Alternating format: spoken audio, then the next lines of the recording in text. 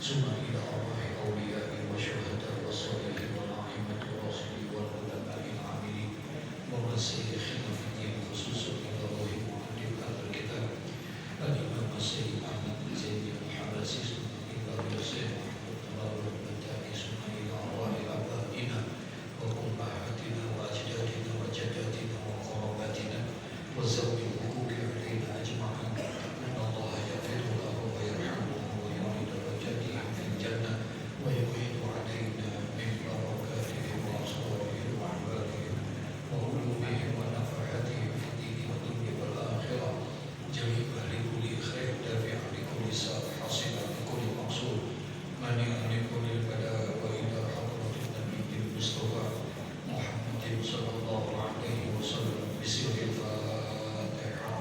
أعوذ بالله من الشيطان الرجيم بسم الله الرحمن الرحيم الحمد لله رب العالمين الرحمن الرحيم مالك يوم الدين إياك نعبد وإياك نستعين اهدنا الصراط المستقيم صراط الذين الذين أنعمت عليهم غير المغضوب عليهم ولا الضالين.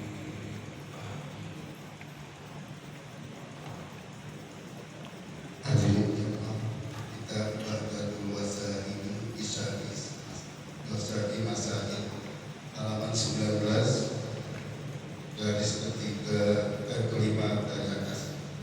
Bismillahirrahmanirrahim. Wa asrul imani ay wa haqiqatul imani asy-syar'i wa huwa tasdiqu bima jaa'a bihi an-nabiy sallallahu alaihi wasallam min indillahi ta'ala an tu'mina billahi wa malaikatihi wa kutubihi wa rusulihi wal yawmil akhir wa qadari khairihi wa syarrihi wa bayanu dhalika an ta'taqida anna Allah ta'ala mawjudun ay mustamirul wujudi la akhira lahu bi annahu law lam yakun mawjudan ma kana syai'un min al-khalqi. Qala Allah ta'ala abillahi syakkun fatiris samawati wal ardi yad'ukum wa lihada ba'asal anbiya'a kullahum bida'watil khalqi ila tauhidi la yaqulu la ilaha illallah wa ma umiru an yaqulu lana ilahun wa lil alimi ilahun fa inna dhalika kana majburan fil qitmati uqulihim min ba'da'i nash'atihim wa bi unwani sinhim. ولذلك قال الله تعالى ولئن سألتهم من خلق السماوات والأرض ليقولن الله ولئن سألتهم من خلقهم ليقولن الله والله أعلم.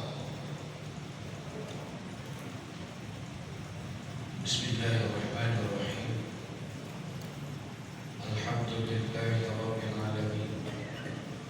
Wassalatu wassalamu ala asrafil anbiya'i wal mursalin sayyidina wa habibina wa safiyina wa maulana Muhammadin Allahumma shalli wa sallim. wa ala alihi wa sahbihi ajma'in. Amma ba'du. Qala Allah ta'ala fi kitabihil karim wa huwa asdaqul qailin. Rabbi shrah li sadri wa yassir li amri wahlul 'uqdatam min lisani yafqahu qawli. Rabbi yassir wa la tu'assir rabbi tamim bi khair subhanaka la ilma lana illa ma 'allamtana innaka antal alimul hakim wa la hawla wa la quwwata illa billahil azim. Wa asdul imani ay wa haqiqatul imani sab'i wa huwa at-tasdiqu bima jaa bihi an-nabiy sallallahu alaihi wasallam min indillahi ta'ala an tu'mina billahi wa malaikatihi wa kutubihi wa rusulihi wal yawmil akhir wal qadari khairihi wa syarrihi. Wa bayanu zalika an taqtaqida anna Allah ta'ala mawjud. Wa aslul imani, dan adapun dasar keimanan atau pokok daripada keimanan itu apa? Yaitu dasar keimanan itu hakikatul iman syar'i, yakni hakikat iman menurut syariat. Iman yang menurut syariat, bukan iman secara bahasa. Iman maknanya percaya. Apakah setiap yang namanya percaya itu jadi hakikat iman? Apakah menjadi dasar keimanan? Tidak. Menurut syariat ada kriteria untuk dijadikan sebagai sesuatu itu menjadi sumber keimanan. Orang itu bisa dijadikan beriman, ada kriterianya menurut syariat. Ya, menurut syariat. Makanya di sini disebutnya hakikatul iman syar'i. Jadi hakikat iman menurut apa? Syariat. Percaya nggak adanya gelas? Percaya. Nah, itu udah iman. Ya. Jadi mempercayai sesuatu itu termasuk iman secara bahasa. Tapi secara syariat dia punya kriteria, punya apa namanya? Punya persyaratan untuk disebut sebagai iman. Apa itu menurut syariat itu? Wa huwa, hakikatul iman itu menurut syariat at-tasdiqu bima jaa bihi Nabi sallallahu alaihi wasallam min indillahi ta'ala. Jadi hakikat keimanan itu menurut syariat adalah harus mempercayai dan membenarkan bima jaa bihi, dengan sesuatu yang telah didatangkan kepadanya, ya, daripada kebenaran itu an-Nabi sallallahu alaihi wasallam, kepada Nabi sallallahu alaihi wasallam min indillahi ta'ala, dari sisi Allah subhanahu wa ta'ala. Jadi segala sesuatu yang telah Allah berikan kepada Nabi Muhammad, kemudian Nabi Muhammad sampaikan dan Nabi Muhammad datangkan kepada kita, wajib bagi kita untuk mempercayainya, wajib meyakininya. Nah, keyakinan, kepercayaan dengan apa saja yang telah didatangkan oleh Nabi Muhammad kepada kita, yang didatangkan dasarnya itu dari Allah Subhanahu wa taala, itulah hakikat daripada keimanan secara syariat. Kita benarkan tuh semua apa yang didatangkan oleh Nabi, percaya. Mohon maaf, percaya nggak dengan Nabi Muhammad? Percaya nggak? Dengan apa yang telah didatangkan, yang diucapkan, yang dilakukan, percaya? Percaya nggak? Itulah hakikat keimanan menurut syariat. Segala sesuatu yang diucapkan oleh Nabi, segala sesuatu yang dilakukan dan diperbuat oleh Nabi, segala sesuatu yang dibenarkan oleh Nabi, maka itulah hakikat keimanan. Makanya ulama memberikan gambaran tentang iman itu. Apa iman itu? Iqrarun bil lisan wa tasdiqan bil qalbi wa amalun bil arkan. Jadi hakikat keimanan tadi yaitu tadi semua yang datang dari Nabi. Datang dari Nabi apanya? Baik itu perbuatannya, baik itu tingkah lakunya, baik itu daripada perkataan dan ucapan Nabi, semua harus kita yakini karena semua min indillah. Datangnya dari siapa? Tidak ada yang diucapkan oleh Rasulullah kecuali adalah wahyu dari. Itu harus kita syak saja dalam diri kita, ragu saja, itu itu udah merusak nilai iman kita. Ya, merusak nilai iman kita. Benarkah Nabi Isra dan Mi'raj? Apakah Nabi itu hanya sekedar mimpi saja? Isra Mi'rajnya itu?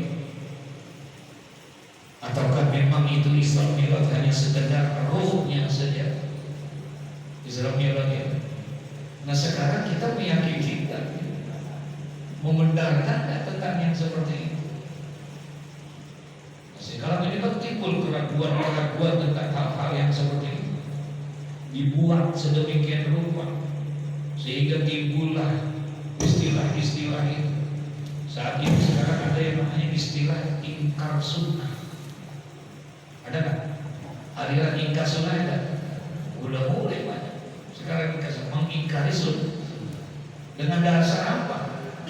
Nabi Muhammad kan manusia, dia kan sama kita. Yang namanya manusia gak ada yang sempurna. Yang namanya manusia al-insan mahal berqat. Manusia emang tempatnya apa? Tempatnya salah. Emang tempatnya lupa. Mohon maaf, kita pernah lupa. Nah,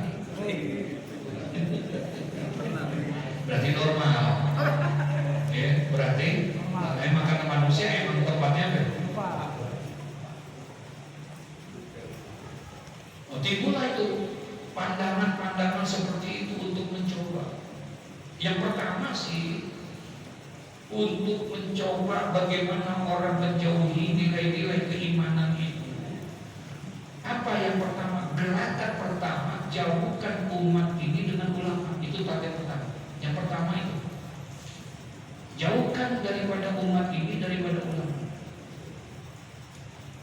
Nggak usah kita ulama itu memecah belah. Buktinya ada tuh Imam Syafi'i, ada yang namanya Imam Ahmad bin Hanbal, ada yang namanya Imam Maliki, Imam ini berbeda pandangan, berbeda ini segala macam ada. Sekarang itu, masa ulama memecah belah, masa ulama ini itu dan lain sebagainya. Udah yang benar itu hadis. Pegang aja kepada apa?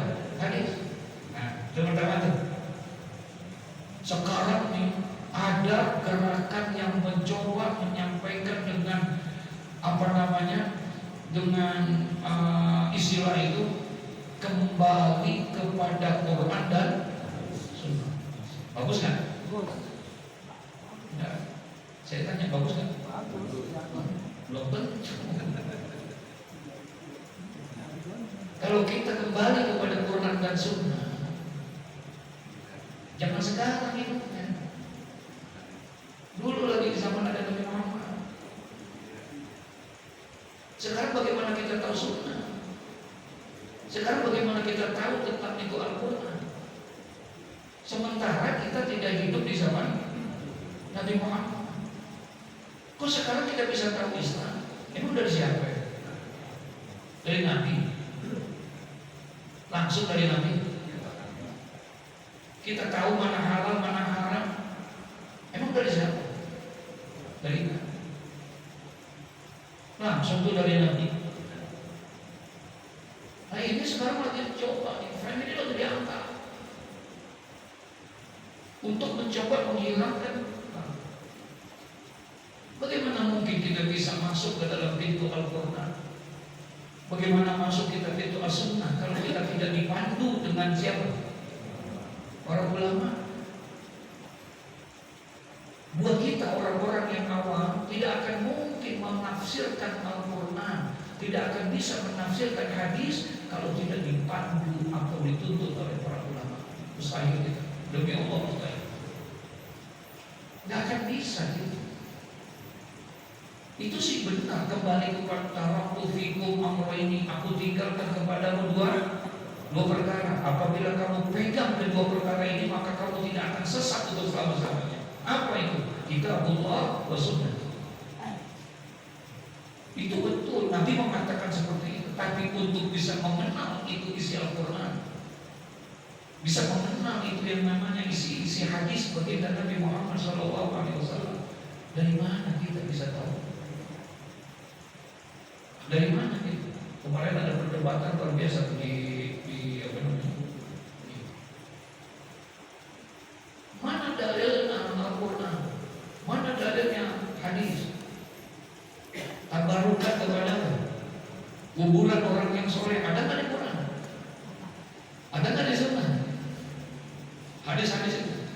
Kalau ada itu, saya malam ini akan langsung tabarukan ke orang kubur orang-orang soleh. Masya Allah. Yang ditanya, mana dalilnya apa? Quran. Mana dalilnya? Ada nggak di ayat-ayat Al-Quran? Dari 30 juz, dari 114 surah yang ada di dalam Al-Quran itu, adakah ayat yang menyebutkan tentang anjuran untuk bertabaruk kepada orang-orang soleh? Ada nggak kira-kira? Halo? Ini kayaknya udah pada terpengaruh. Gak ada menurut Wahabi, gak ada menurut Salafi, karena dia pengen lihat konteksnya ada. Tapi menurut ulama-ulama Ahlus Sunnah wal Jamaah, ada jelas di dalam ayat-ayat ini. Karena penafsiran pemahaman yang para ulama-ulama jelas. Ibnu Taimiyah ngomong begini, ini ngomong begini, boleh sampai apa yang kita sampaikan, apa yang kita baca, kemudian kita berziarah ke makam para orang-orang soleh. Orang-orang soleh itu hanya pindah alam saja, tapi dia hidup di dalamnya.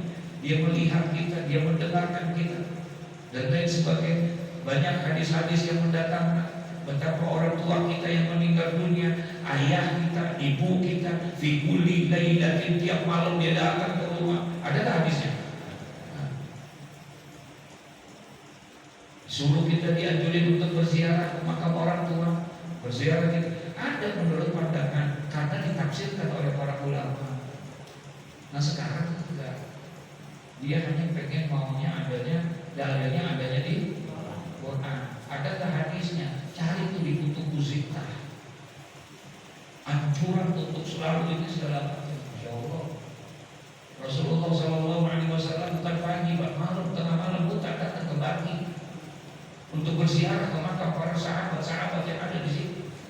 Rasulullah, kalau kita lihat di Madinah, sebelah kiri itu ada pemakaman namanya Baqi. Hampir 10.000 sahabat ada di situ. Datang Rasulullah ziarah. Menyuruh Rasulullah untuk mendoakan dia. Bahasa Allahumma gfir lahu warhamhu wa'afihi. Jadi ada gerakan untuk mencoba. Pertama, jauhkan umat kepada ulama. Kalau sudah jauh sama ulama, naik tahap yang kedua, jauhkan kepada Nabi, jauhkan kepada sunnah.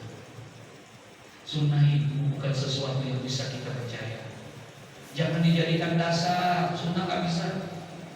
Hadis-hadis Nabi gak bisa dijadikan sebuah pedoman untuk bisa menjalani kehidupan kita. Enggak bisa. Kenapa? Karena hadis itu, sunnah itu datangnya dari seorang Nabi yang bernama Muhammad.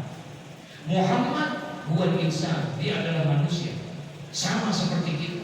Manusia pasti ada salahnya, manusia pasti ada lupanya. Jadi hadis, jadi sunnah tidak bisa dijadikan sebagai dasar untuk kita menjadikan dalil dalam hidup kita, karena itu datangnya dari Nabi, seorang manusia. Satu-satunya yang bisa untuk kita jadi pegangan Al-Quran. Ibu satu paham lagi namanya ingkar sunnah, untuk mengingkari sunnah. Ingkari itu sunnah. Iya, kalau sekarang yang ngaji bisa paham kita bahwa itu adalah sesat pandangan begitu.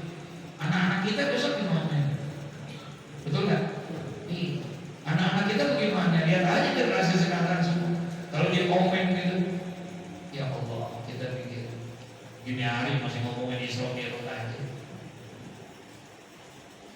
Jadi nggak percaya mereka. Padahal hakikatul iman ala syar'i, menurut syariat, harus meyakini tentang apa saja yang didatangkan oleh Nabi Muhammad kepada kita, yang semuanya itu datangnya min indillah. Perkataannya kah, perbuatannya kah, tingkah lakunya kah, semuanya yang datang dari Nabi wajib kita percaya.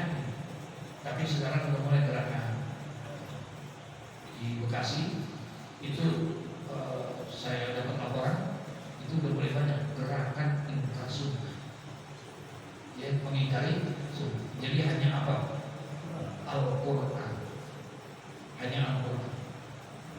Jangan dipercayai, apalagi ulama. Nabi aja nggak usah dipercaya. Sekarang yang mesti dipercaya dan masih bisa dipegang adalah Al-Quran, karena dia adalah ayat-ayat Allah, karena dia adalah firman Allah. Tuh. Apa salah saya sampai situ? Enggak. Dimulai gerakan. Apa gerakannya? Apakah mungkin Quran yang didatangkan di zaman Utsman 15 abad yang lalu bisa menjawab permasalahan-permasalahan di zaman sekarang? Apakah mungkin itu? Jadi saya lihat ada Kiai Haji Muharram, Kiai Haji Muharram yang berubah-ubah banget masalah masak, dia betapa bencinya dia kepada ini. Dia menafsirkan ayat wa ma arsalnaka Rabbul alamin, alhamdulillahi rabbil alamin. Itu Rabbil alamin dimanain sama dia itu Rabbi, bukannya Tuhan, Rupiah. Jadi kalau mau yang mengatur kehidupan ini nggak bisa, harus dengan apa? Tulus. Sekarang bayangin, dari seorang kiai yang konon katanya punya pesantren, nyampein yang kayak begitu, gimana kira-kira? Coba bagaimana? Masya Allah, Masya Allah. Nah, malam ini kita diingatkan lagi aslul iman. Saya tanya, kita beriman gak? Mana bukti? Ini datangnya kita ke tempat masjid itu, iman. Sebab ada satu hadis Nabi bilang, "Idza ra'a ahadukum," apabila salah seorang di antara kamu lihat ada orang yang datang ke masjid, apabila kalian melihat ada orang yang berkunjung ke masjid, fashhadu lahu bil iman, maka saksikanlah bahwa orang itu adalah orang yang apa? Baik. Ini namanya apa? Hah?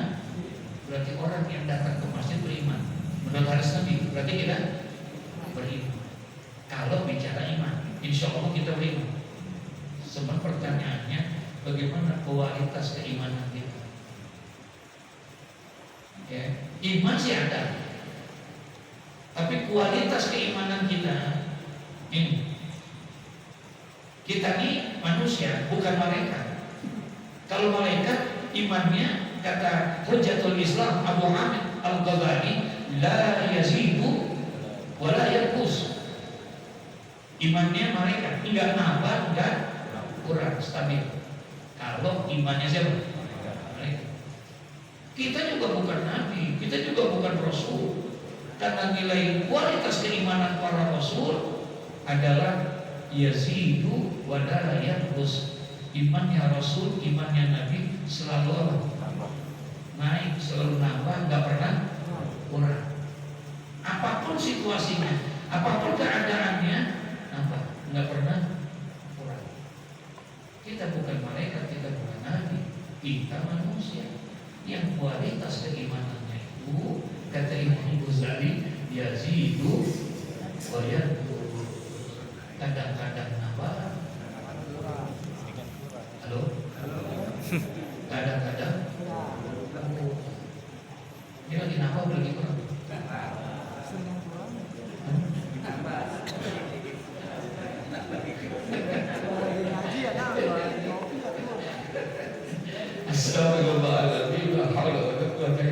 Ya, jadi itu tuh. Wa huwa tasdiqu bima ja'a bihi nabi. Jadi hakikatul iman syar'i menurut syariat itu adalah meyakini, membenarkan dan mempercayai. Mempercayai apa? Bima ja'a bihi Nabi sallallahu alaihi wasallam. Membenarkan, meyakini, mempercayai segala sesuatu yang dibawa oleh siapa? oleh Nabi Muhammad. Sesuatu nih, di mana sesuatu di sini. Segala sesuatu di sini bisa perkataan, bisa perbuatan, bisa ucapan, bisa tingkah laku. Sesuatu bukan? Sesuatu. Nah, jadi semua yang datang dari lisan Nabi, yang diucapkan Nabi, yang datang dari perbuatan Nabi, tingkah laku Nabi, ya, itu semuanya adalah merupakan yang wajib kita percayai. Ya. Walaupun nanti ada dalam akidah Ahlus Sunnah wal Jamaah bahwa yang namanya sunnah itu ada yang disebut dengan sunnah qauliyah, ada sunnah fi'liyah, ada sunnah tahririyah. Ada tiga. Ada sunnah qauliyah, yaitu sunnah yang didasari ucapan-ucapan siapa? Rasulullah. Jadi semua ucapan-ucapan Rasulullah itulah sunnah. Namanya sunnah qauliyah. Yang kedua, ada sunnah disebut sunnah fi'liyah. Perbuatan-perbuatan Nabi, tingkah laku Nabi, perbuatan Nabi yang dilakukan oleh Nabi itu juga dijadikan sunnah. Omongan ucapan Nabi sunnah, perbuatan dan tingkah lakunya juga Nabi sunnah. Tapi ada yang disebut dengan sunnah apa tadi? Takriri.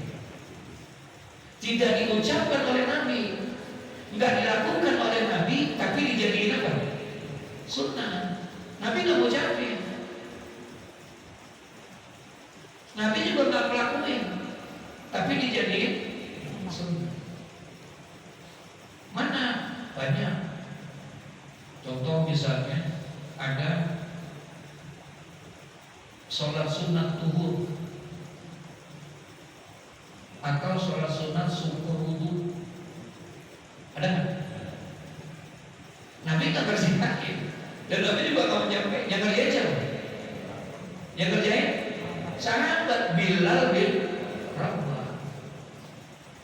Ketika Bilal bin Rabah Nabi di Isra dan di Mi'rajkan itu minal Masjidil Haram ilal Masjidil. Kemarin maaf tahadzusan bi madariya pada Subhan Allah izinkan saya datang ke sana ke Aqsa. Itu kita lihat benar, ya, ke Masjidil Aqsa di Israel itu. Nah kita lihat, memang Rasulullah mengajarkan dan mengarahkan kepada kita tidak ada sesuatu yang kita harus usahakan semaksimal mungkin untuk di dalam nafar, dalam perbagian itu kecuali tiga. Illa salasati masajid, kecuali kamu datang kepada tiga masjid. Masjidil Haram di Makkah, wa Masjidil Nabawi di Madinah, wa Masjidil Aqsa di Palestina. Tiga ini yang dianjurkan oleh Rasulullah. Ternyata memang benar. Oh, kita sampai ke sana, masya Allah, kelihatan ya. 16 bulan Pak Rasulullah dulu sembahyang ngadep kiblatnya bukan ke Ka'bah. Rasulullah sembahyang 16 bulan, satu riwayat 17 bulan sembahyang menghadap kiblatnya di Baitul Maqdis, Aqsa. Bukan ke Ka'bah. Ke Ka'bah itu setelah proses ada perintah Allah untuk pindah. Jadi 16 bulan Nabi ngadapnya ke Baitul Maqdis. Makanya Nabi diriwayatkan sebenarnya di atas. Nggak meminta, mengharapkan kepada Allah supaya pindah nih, jangan ke sana, supaya pindah kemana? Ke Ka'bah. Lagi sembahyang zuhur nanti baru berapa umum datang tuh ayat pindah, suruh pindah dari Masjidil Aqsa ke Ka'bah. Terjadi di Madinah peristiwa itu. Makanya masjid tempat Nabi di tempat Madinah itu disebutnya Masjid Qiblatain. Qiblatain itu maknanya apa? Dua kiblat. Sembahyang satu waktu tapi dua, dari Masjidil Aqsa pindah ke sana. Nah, alhamdulillah itu waktu lagi Isra Mi'raj Nabi berangkat. Kemana? Ke Aqsa. Aqsa. Aqsa itu komplek. Pondok Pinang namanya Aqsa. Ya. Jadi yang namanya Masjid Aqsa yang mana sebetulnya kan itu? Ya. Kalau kita kan kalau lihat gambar Masjid Aqsa pasti yang ada kubahnya warna apa? Hah? Emas kuning. Itu kan? Bukan, itu bukan. Cuman itu dijadiin ikon bahwa itu adalah, itu hanya satu bagian. Jadi di komplek apa namanya Al-Aqsa itu ada 5 masjid. Ada Masjid Kibli, Masjid Kiblat pertama. Ada Masjid Buraq. Ada yang kuning itu namanya Qubbatus Sahra. Ya, ada Masjid Umar bin Khattab. Nah, itu masjid. Aku naik ke Buraq, sampai di sana dengan Jibril Buraqnya diikat. Jadi kita naik bawa apa namanya? Udahnya diikat kayak begitu, diikat. Nah, tempat pengikatannya alhamdulillah saya sampai ke tempat itu, Masya Allah. Nah, itu dimonumenkan jadi Masjid Buraq.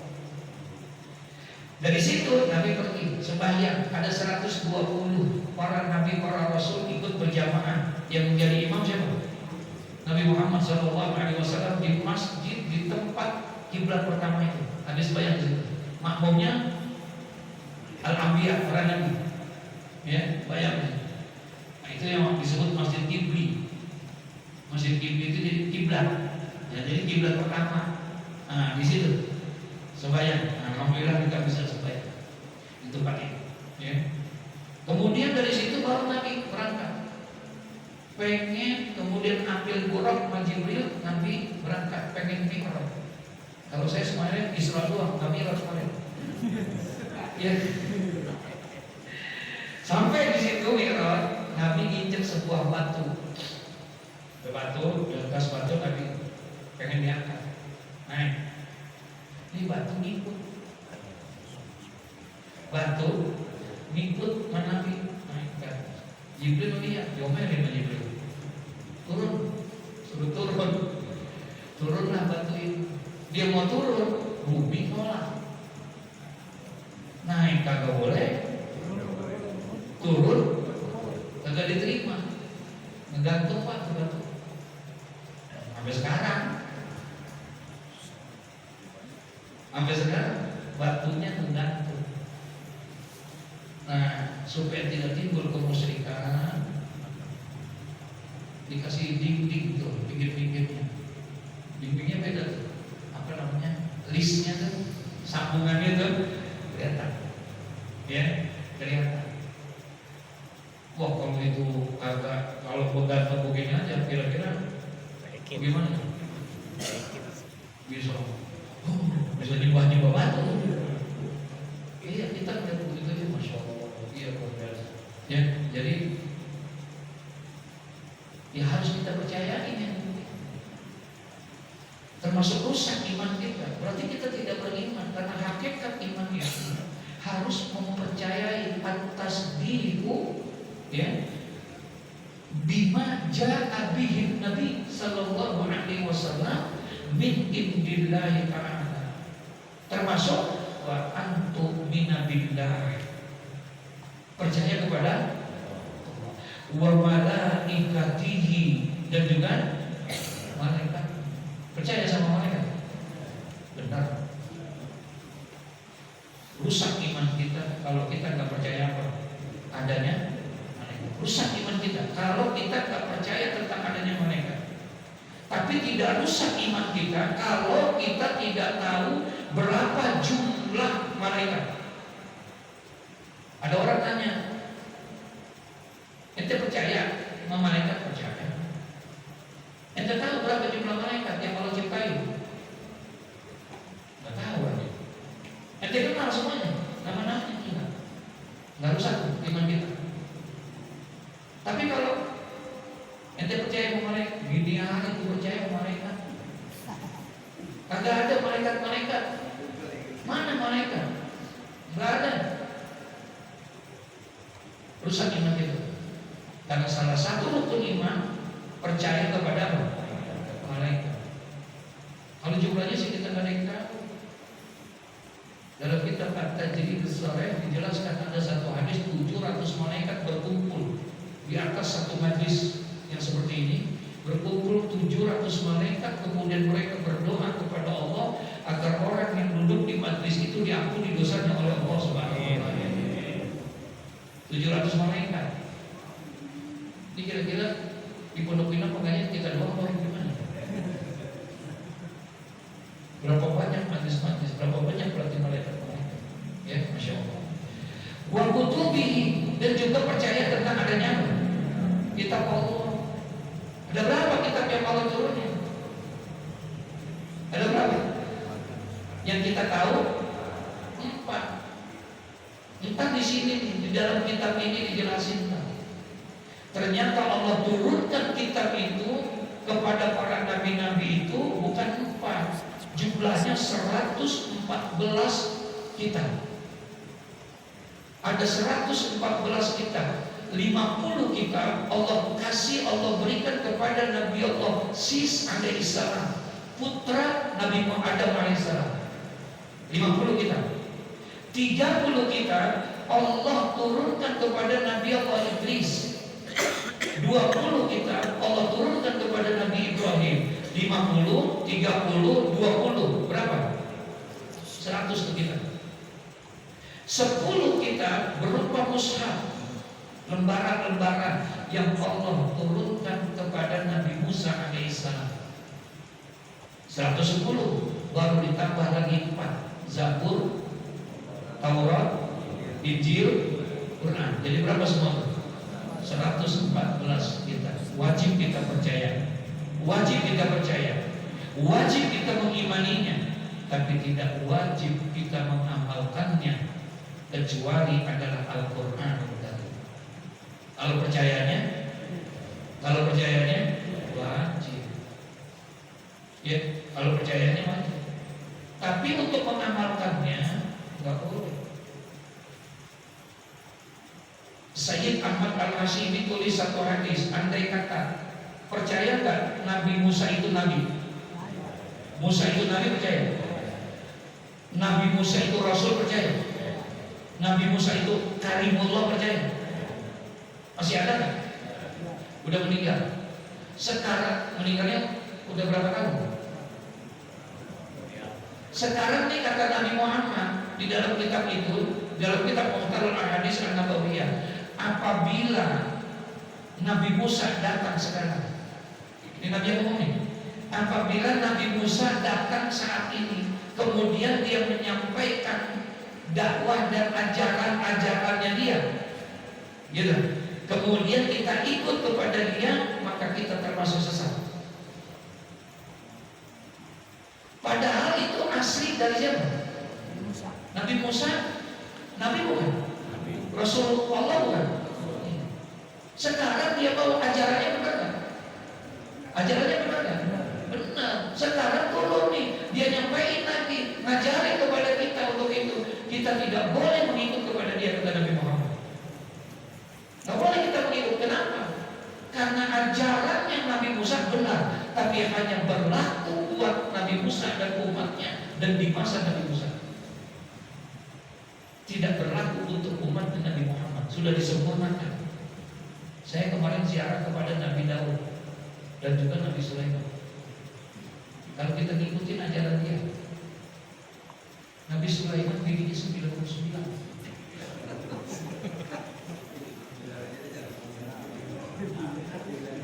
Halo?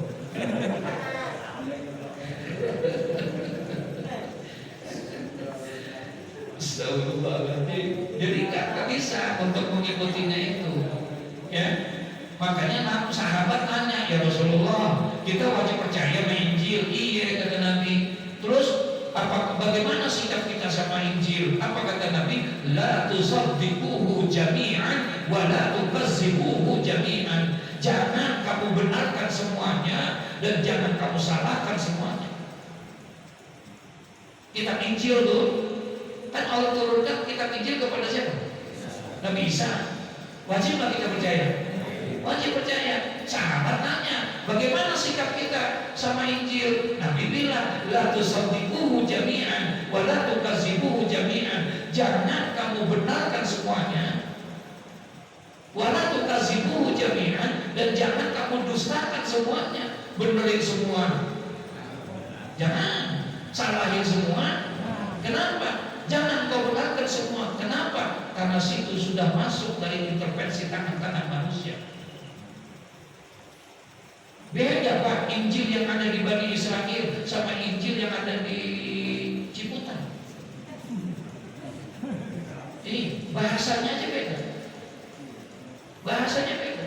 Semua kitab-kitab seperti itu semuanya begitu, kecuali hanya Al-Quran. Insya Allah Al-Quran yang ada di Masjid Al-Istiqomah sama yang masjid di Belanda. Tahu Belanda nggak? Al-Qurannya, Fatihahnya, Yasinnya sama, nggak ada yang berubah. Itu salah satu tanda kemukjizatannya Nabi. Apa kemukjizatannya? Al-Quran. Jaga itu semuanya, masya Allah, wajib kita. Wa rusulihi, dan juga percaya kepada Rasulnya. Wal yaumil akhir, percaya kepada hari. Wal qadari khairihi wa syarrihi, dan juga percaya kepada takdir yang Allah. Wa bayanu zalika, dan penjelasan semuanya itu, gitu ya. Penjelasan daripada hakikatul iman lagi mau dibahas nih sama pengarang, ya. Yang pertama katanya, kalau memang kamu benar beriman secara hakikat syar'i, hakikat keagamaan, pertama kamu harus meyakini anta taqidah annallaha ta'ala wujudun, bahwasanya engkau harus meyakini, engkau harus mempercayai, engkau harus mengimani bahwasanya Allah itu wujud, ada. Pertanyaannya, percaya nggak kita sama Allah? Emang Allah ada?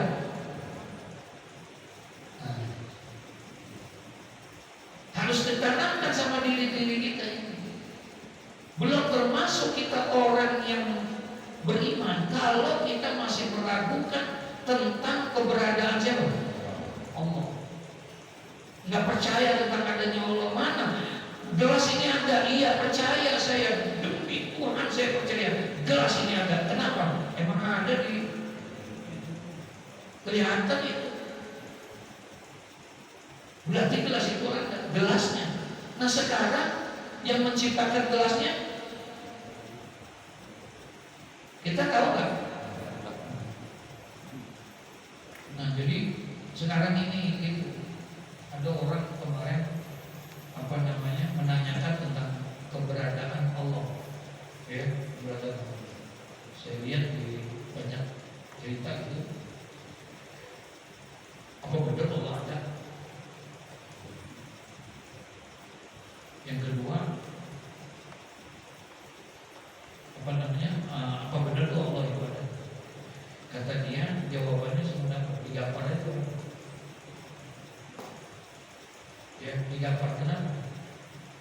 Kok kamu gambar saya? Kan saya nanya, iya, karena gambaran ini adalah jawaban. Maksudnya, iya, saya gambar sakit, ya sakit. Bisa nggak tunjukin sakit itu kayak apa? Paham nggak? Digambar sakitnya. Ada yang mau coba nggak? Digambar. Dia mana digitir, mana dijeroy dari gambar sakit dia. Jadi mereka dijeroy pernah digambar. Sama saya Nabi Musa. Nabi Musa ada lain ya. Iya, masya Allah. Alhamdulillah saya ziarah ke makam Nabi Allah Musa alaihissalam. Kemarin kita ziarah ke makam Nabi Musa alaihissalam. Masya Allah, masya Allah. Emang Palestina itu adalah biladul anbiya, negeri di para nabi. Ya, di situ juga negeri para nabi. Di situ ada Nabi Ibrahim, Nabi Isa, Nabi Yusuf, Nabi Yakub, Nabi Yusuf bin Nuh, kemudian Nabi Yunus, kemudian Nabi Harun Nabi Musa, wah kita ziarah di sana.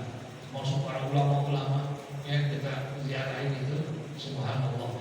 Nah jadi Nabi Musa pernah didatengin sama malaikat Israfil karena waktunya harus meninggal dunia, udah sekolah ke hadirat Allah. Datang.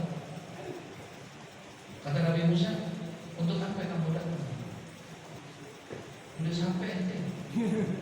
Waktunya harus pulang. Marah digampar sama Nabi Musa. Sembarangan kan? Siapa yang mau tanggung jawab? Tugas saya belum selesai. Masih banyak orang-orang yang belum bertauhid, masih banyak orang yang mengikuti Firaun. Siapa yang mau tanggung jawab? Digampar lagi 2 kali. Pergi kamu, pergi. Nggak jadi. Balik. Kalau nanya gimana? Belum jawab. Itu apa bibir merah? Kata Allah, apa bibir merah? Pukul merah. Kenapa? Musa nggak mau. Karena dia bilang saya belum siap untuk mati karena masih banyak belum orang ini. Oh, sombong banget Musa. Dia tak tahu, yang mereka tahu hidayah itu aku. Siapapun tidak bisa. Tidak ada yang bisa bertanggung jawab untuk semuanya itu. Tugas dia hanya nyampein. Yang bisa memberikan hidayah itu aku. Kalau memang dia nggak mau mati, turun lagi. Saya turun lagi ya. Ya. Kan kalau saya ditabuk lagi. Turun kamu. Terus kamu ambil domba yang besar. Domba, kambing domba. Kamu ini. Kalau domba kan bulunya banyak kan? Kamu ambil domba yang besar, kemudian Musa suruh letakkan tangannya Musa di kepalanya domba itu, kemudian diusap sampai ke ekornya. Dari kepalanya itu usap suruh sampai ke mana? Ke ekornya. Terus Musa suruh itu berapa banyak bulu yang disentuh sama tangannya itu. Sebanyak itulah aku akan tambahkan umurnya dia kalau dia mau mati sekarang. Jadi sebanyak itu tuh. Dulu bawa ke api suruh diusap kayak begitu. Kenapa? Kata Allah, ente sentuh, ente itu berapa banyaknya? Kalau banyaknya segitu, segitulah Allah akan tambahkan umur kalau kamu mati sekarang. Waduh, ada Nabi Musa bisa ribuan nih. Banyak gak tuh? Apa kata waktunya udah? Emang udah waktunya, saya balik. Oke, ya. Jadi ditampar juga tuh siapa? Nah, jadi kita mesti percaya tentang adanya Allah. Dari mana kita adanya Allah? Yakin kita Pak. Kalau ada gelas, pasti ada yang menciptakan gelas. Cukup udah. Alam semesta ini menjadi satu bukti tentang adanya. Makanya ada hadis, tafakkaru fi khalqillah wa la tafakkaru fi zatillah. Makanya ada hadis kata Nabi, tafakkaru fi khalqillah, pikirin oleh kamu, renungin oleh kamu fi khalqillah, sesuatu yang diciptakan oleh Allah. Wala tafakkaru fi zatillah, jangan kamu pikirin nggak satu kamu pikirin, renungin aja, pikirin apa yang ada, dibingungin kan. Mari kayak super kamu nyampe. Jangan lagi kita pikirin lain. Ya Allah, bunglon, tahu bunglon? Ya, di daun hijau, warnanya, dia turun ke bawah tanah, coklat, dia nempel di baju kita, merah. Pikirin tuh, udah pernah dipikirin belum? Hah? Kok bisa? Mikir-mikir. Hujan turun sama kan? Sama. Semua kena pohon. Tunggu tuh pohon. Macam-macam tuh pohon. Ada jeruk, ada rambutan, ada ini, ada itu. Nah, airnya sama kan? Tanahnya? Nah, ngapa yang bumbunya itu macam-macam kayak begitu? Udah pernah mikirin? Iya emang. Gak sanggup kita. Jatuh tuh air keluar, ada pohon cabai. Kenapa cabai pedas? Siapa yang pedesin? Siapa yang bingung? Ya, yakinkan antak kita Allah Ta'ala mawjudun ay mustaqirul wujud ila akhirah lahu li'annahu law lam yakun mawjudan maka syai'un minal khalqi, yakni mawjudun di sini mustaqirul wujud, yang kewujudannya itu memang ada sebelumnya, ada, bukan. Kalau kita kan adanya kita ini dari tidak ada menjadi ada, tidak adakan lagi kita, dari tidak ada jadi ada, kemudian tidak. Nah kalau Allah enggak, mawjudun la akhirah lahu li'annahu law lam yakun mawjudan, ya, yang terus menerus keberadaannya Allah itu, yang tidak ada batas akhirnya, nggak ada letihnya, nggak ada capeknya, nggak ada ini. Sampai gini hari kagak pernah berubah tuh. Yang namanya matahari bersinar pagi, tenggelamnya sore. Hari itu salah. Matahari terlininya mau. Pernah terjadi nggak? Nggak pernah. Kok bisa kayak begitu? Itu yang atur siapa? Yang ini siapa? Kalau ini bisa kita atur lampu, ada remote yang kita, ada sirena yang kita. Nah itu siapa yang mengatur kayak begitu? Nah kita nggak sanggup itu. Laulam yakun mawjudan maka nasyai'un minal khalqi.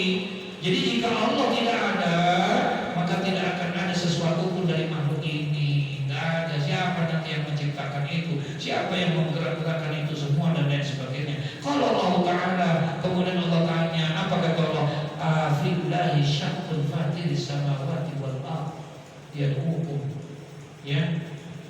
Afillah maknanya ini harful istifham.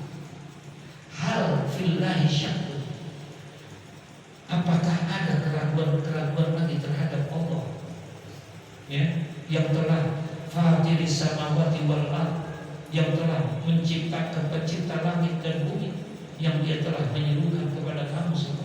Masih ragu ente gitu, sama dengan apa yang ada nih semuanya. Emang bisa sendiri gitu? Itu memang matahari siapa yang ngatur? Emang ini siapa itu dan lain sebagainya. Wa lihadza ba'asal anbiya kulluhum bi da'watil khalqi ila tauhidi liyaqulu la ilaha illallah. Nah, setelah kita melihat itu semuanya, maka diutuslah Nabi, ya, untuk apa para nabi-nabi itu? Kulluhum, semua para nabi, 124.000 nabi, 314 rasul, kulluhum bid'awatil khalqi.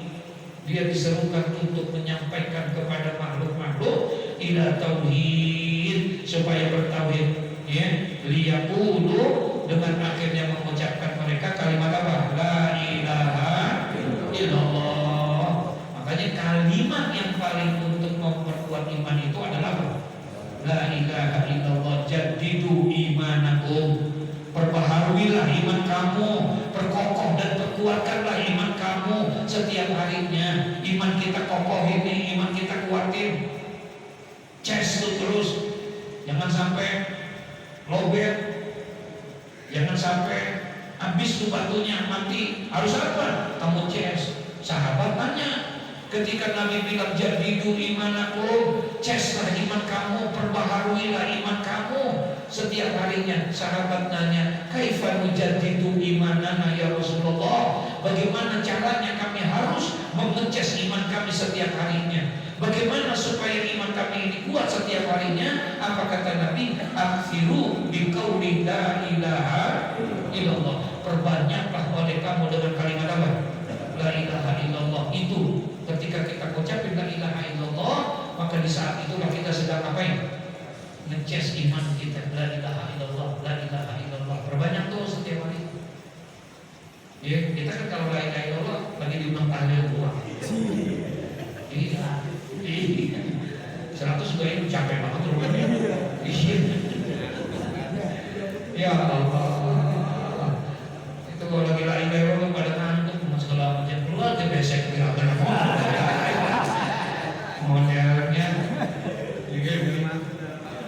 Ada nggak yang beda-beda? Fa inna zalika kana majbulan fi fitrah uqulihim min ba'da'i tas'atihim wa fi ulwani sinnihim. Karena ucapan la ilaha illallah adalah hal yang tercela menyesatkan di dalam kesucian akal-akal mereka. Buat akal lintar untuk buntu tuh akal. Ketika dia buntu dikeluarkan dengan kalimat apa? La ilaha. Makanya kata Nabi, afdalu zikri la ilaha. Sebaik-baiknya zikir adalah apa? La ilaha illallah. Tapi wa afdalu doa alhamdulillah. Afdalu zikri la ilaha illallah wa afdalu doa alhamdulillah. Sebaik-baiknya zikir itu adalah kata Syekh Jalaluddin bin Abdurrahman bin Abi Bakar As-Suyuti, Imam Suyuti. Nah, kemarin ke Mesir, nah itu dia makamnya di situ. Jadi kita ke Imam Syafi'i, udah makam Imam Suyuti, ada Imam Ibnu Hajar Al-Asqalani, kemudian Imam Abu Lail, kemudian Masya Allah, luar biasa. Besok kita sama berapa? Ya, Masya Allah. Kita itu, nah ketika kita itu katanya kalimat la ilaha illallah, afdhalu zikri la ilaha illallah. Dalam kitab Lubabul Hadis, sebaik-baik zikir adalah la ilaha illallah. Kenapa? Li'annahu kalimatut tauhid. Karena la ilaha illallah itu kalimat apa? Tauhid. Wa afdhalu du'a. Adapun sebaik-baiknya doa alhamdulillah. Kalau alhamdulillah biasanya ngucapin apa? Dalam rangka ngucapin apa? Bersyukur. Allah janji wa izda'azana rabbukum la in syakartum la azidannakum. Jikalau kamu pandai bersyukur nikmat, maka aku akan tambah nikmat itu. Jikalau kamu pandai bersyukur nikmat, aku akan tambah nikmat itu. Salah satu bentuk syukur itu dengan mengucapkan apa? At-tahaddusu bi nikmatillahi syukur wa tarkuha kufur. Mengucapkan nikmat-nikmat yang telah Allah berikan, alhamdulillah, itu syukur, tandanya syukur. Wa tarkuha kufur. Meninggalkan alhamdulillah berarti dia kufur. Kufurnya kufur nikmat, bukan kufur billah. Ya, karena dia enggak ucapin apa? Alhamdulillah. Jadi alhamdulillah itu. Nah, kenapa kok afdhalul doa itu alhamdulillah? Iya. Biasanya yang namanya berdoa itu kan permintaan. Yang namanya doa itu kan permohonan. Ya, di dalam permohonan itu harapan kita apa? Enggak, harapan kita apa? Supaya apa yang kita minta dikabulin. Kalau pengen dikabulin, kata Nabi Muhammad, maka Allah janji ketika kamu bersyukur, maka Allah akan berikan itu. Paham ya? Makanya dengan bersyukurnya kamu ucapkan, entar Allah akan kabulkan tuh doamu. Maka kata Nabi gitu, afdhalul doa alhamdulillah. Ya, Masya Allah. Nah, walizalika qala Allah Ta'ala, karena itulah Allah juga berfirman, ya, di dalamnya apa? Katanya, wala in sa'altahum man khalaqas samawati wal ard la yaquluna Allahu wa la in sa'altahum man khalaqahum la yaquluna Allah. Ya, dan sesungguhnya jika kamu tanyakan kepada mereka, siapakah yang telah menciptakan langit dan bumi, ya, orang-orang yang beriman, tentu mereka akan menjawab siapa? Allah. La yaquluna, maka mereka akan menjawab Allah. Wala in sa'altahum man khalaqahum, dan jikalau mereka, kamu bertanya kepada mereka, kepada orang-orang yang beriman itu, la yaqulunna, maka niscaya mereka juga akan menjawab siapa? Allah. Mereka akan jawab itu semua insya Allah.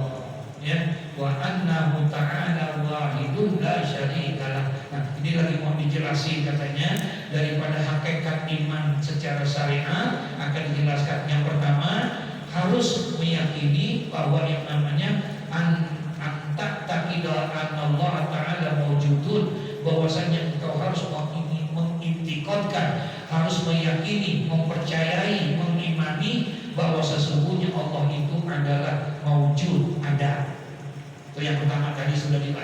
besok insyaallah adalah percaya bahwa Allah wahidun la syarika, yaitu Allah esa.